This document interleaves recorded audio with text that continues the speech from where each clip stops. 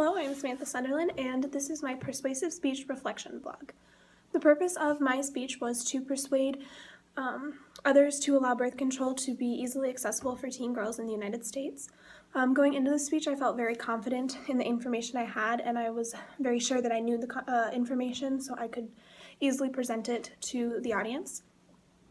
How did I make sure my speaker's ethos was high? I did this by organizing my main points that had supporting information. This allowed me to gain derived credibility because I had credible information. My technology was, for the most part, adequately prepared. My phone was charged, which I used to record my speech. The audio was very clear, but the one thing that I did have issues with was the camera angles. They kept switching between the audience and I, and while I thought I had been very clear on which things to film when, I must have not been very clear to the person who was filming. So in order to ensure that that won't happen next time, I'll just be more clear on what the camera angle should be while I'm speaking. My transitions between my different main points felt very natural to me, as did my introduction. Something that felt odd to me was the reviewing of my main points at the end. I felt it was kind of awkward to just restate what I had previously said.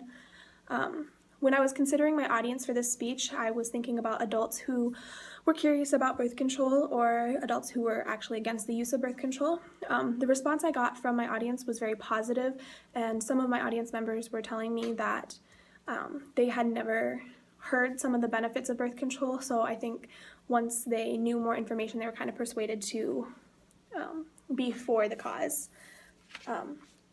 My strongest main point was that birth control can prevent unplanned pregnancies. I believe that that was most important and strongest because it was like the sole purpose of my argument, and it used actual experiment information that really couldn't be argued against.